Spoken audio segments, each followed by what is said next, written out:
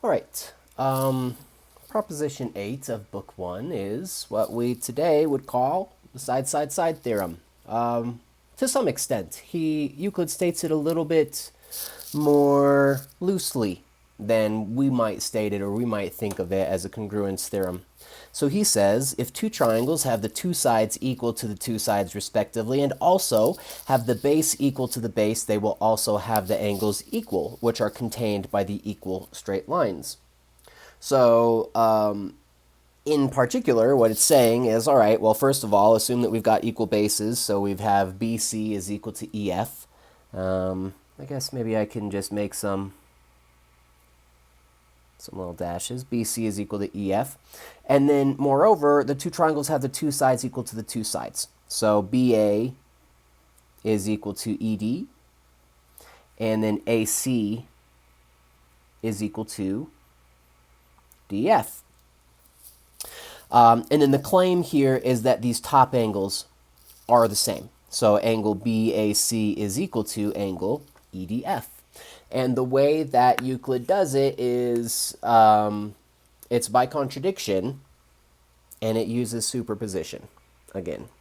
So he basically says if you were to take triangle ABC and place it on top of EDF so that B coincides with E, well,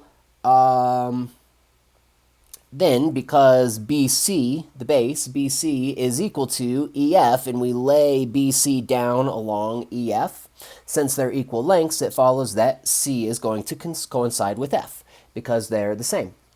The bases are the same. And then he says, then BC coinciding with EF, it follows also that BA is going to coincide with ED, and AC will coincide with DF. And he just says, let's see, what does he say? For if the base BC coincides with the base EF, and the sides BA, AC do not coincide with ED, DF, but fall aside from them.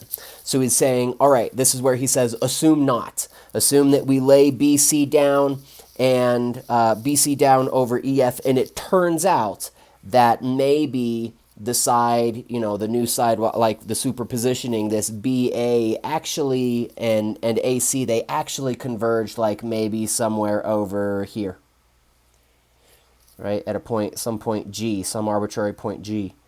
He's saying assume that they don't coincide. So I'll try to make this like a little bit lighter. He's saying assume that this is the case. So yeah, he says, assume that they don't coincide right at D, they coincide at G. Well, from there, that's where he just uses the previous proposition, proposition 7.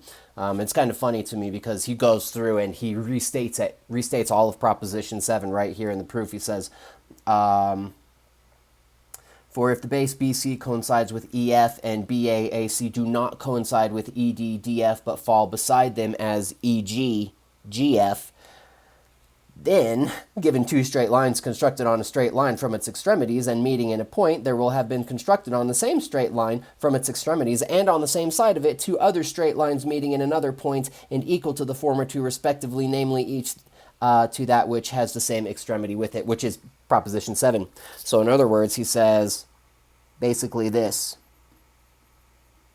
Assume not. Assume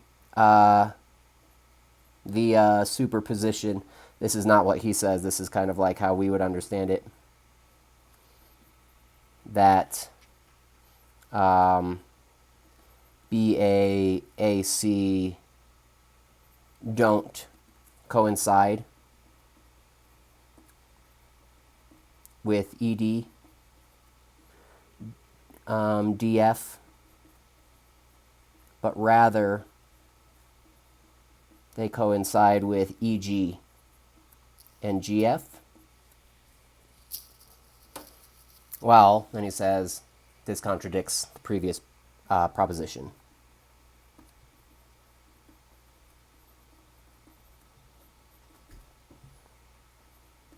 Right, because then we would have on the same base, we would have equals being set up from the extremities of the same base but meeting in a different place, which violates proposition 7. So our assumption was wrong. And A coincides with D, which means then, basically he says, and this is maybe the shaky premise of this proposition, he says from this it follows that angle BAC coincides with angle EDF, and that was what we set out to prove. And I guess he says, moreover, this means this is the same as saying that angle BAC equals angle EDF. And since this is kind of like the way that this is stated, it's stated somewhat arbitrarily.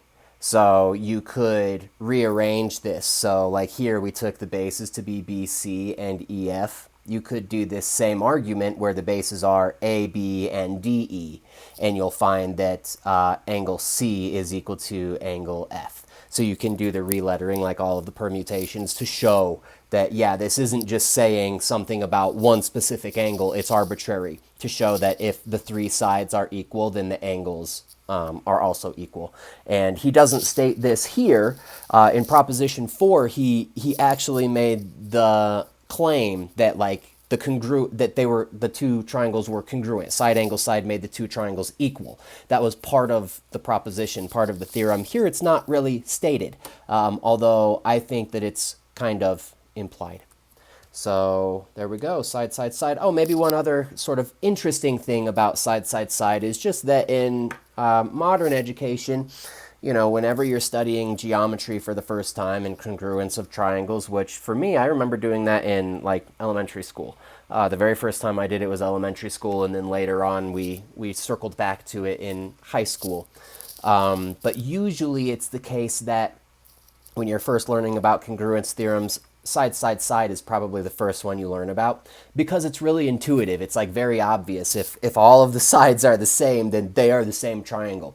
Side angle side is maybe not quite as intuitively obvious about congruence. So I just think it's sort of interesting that side angle side in Elements appears before side, side, side. And I think that that's not terribly uncommon in math, where there might be some nice, pretty, intuitive theorem, some intuitive truth about math, but it takes something, some heavy-duty, complicated machinery, more complicated machinery to prove that very simple, intuitive truth. So, and here's one place where you see that happening with the way that Euclid built up geometry. So, right, therefore, etc.